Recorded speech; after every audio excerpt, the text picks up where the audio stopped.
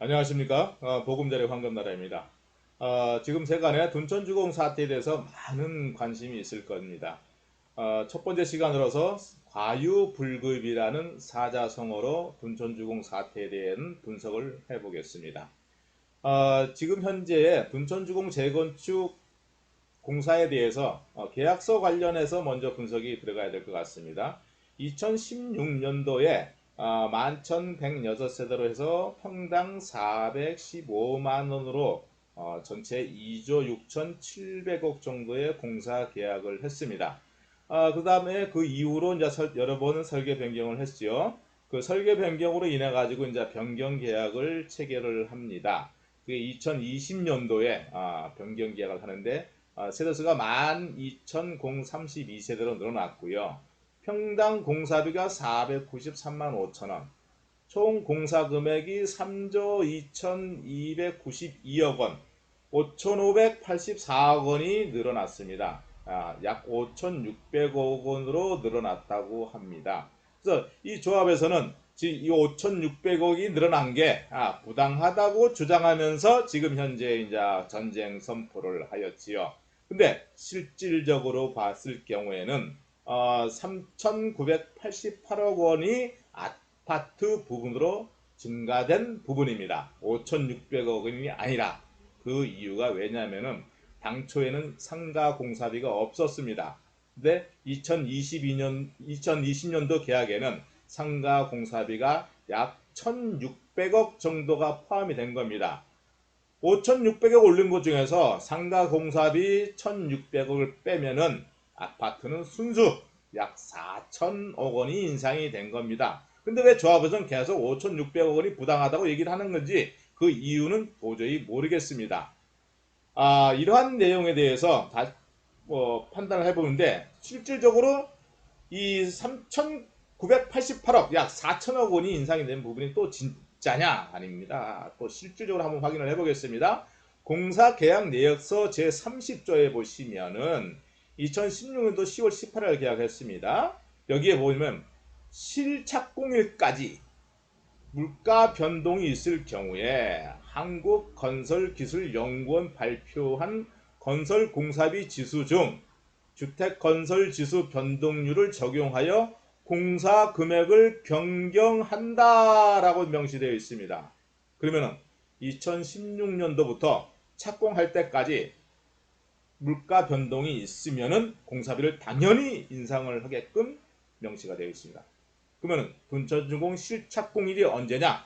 2020년도 2월 15일입니다. 2016년도 10월부터 2020년도 2월까지 한국건설기술연구원에서 발표하는 주택건설지수 변동만큼 공사비를 인상하게끔 명시가 되어 있습니다. 당연히 인상되겠죠. 그러면 한국건설기술연구원 KICT에서 매월 발표를 하고 있습니다. 2016년도에 발표하는 주거용 건물에 대한 건설비 공사 지수가 103.82포인트입니다. 근데 실제 착공한 게 2020년 2월 15일입니다. 주거용 건물에 대한 건설 공사비 지수 118.63포인트입니다. 14.81포인트 증가했습니다.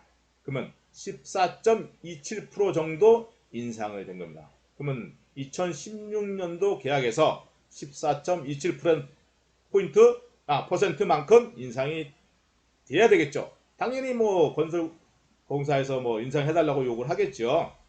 자, 그러면 어떻게 되냐? 2016년도 평당 공사비가 415만 원입니다. 여기에 주거용 건물 공사비 지수가 14.165% 이상이 됐습니다. 그러면 59만 2천 원만큼 인상을 해달라고 하겠지요. 그러면 물가 인상률이 반영된 평당 공사비가 474만 2천 원이 됩니다. 그러면 아파트 실공사 면적이 62만 2천 평입니다. 여기서 요걸 곱하게 되면은 공사비가 당연히 인상돼야 될 부분이 2조 9,495억 원 됩니다. 2,787억 원 정도 당연히 인상되는 부분입니다. 근데 공사 계약서상 보니까 3,988억 원이 인상됐습니다. 1201억 원만큼 부당하게 더 인상이 되어 있습니다. 그러면 아까 말씀드린 것처럼 5,600억도 아니고 순수 아파트는 4천억인데 이 4천억도 아닙니다. 부당하게 인상된 거는 계약서상 1,200억 원입니다. 5,600억이 아닌 1,200억 원? 너무 금액의 차이가 나죠. 이거의 차이 난 부분이 조합원들이 제대로 알 수 있을까요? 자, 둔촌주공조합은 왜 전쟁을 선포하였을까요? 부당하게 인상된 공사비가 왜 5,600억 원이라고 주장을 하면서 부당하다고 계속 얘기를 할까요? 순수로 따져를 보니 계약서상 따져보니까 1,200억밖에 안 돼요. 인상되는 게.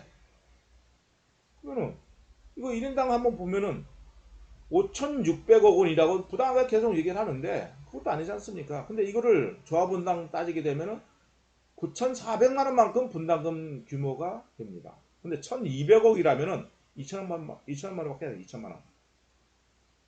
차이가 많죠. 근데 이 5,600억이 아니라 1,200억 원이라고 하는 걸 조합원들이 알 수 있을까요? 과연 이 조합에서 왜 이거를 제대로 설명을 안 했을까요? 이것을 설명을 했다면 지난번 2022년도 4월 16일 날 정기총회 때 안건으로 올라간 2020년도 계약한 변경공사에 대한 의결을 취소한다는 안건이 올라갔습니다. 여기에 동의를 했을까요? 5,600억이 아니라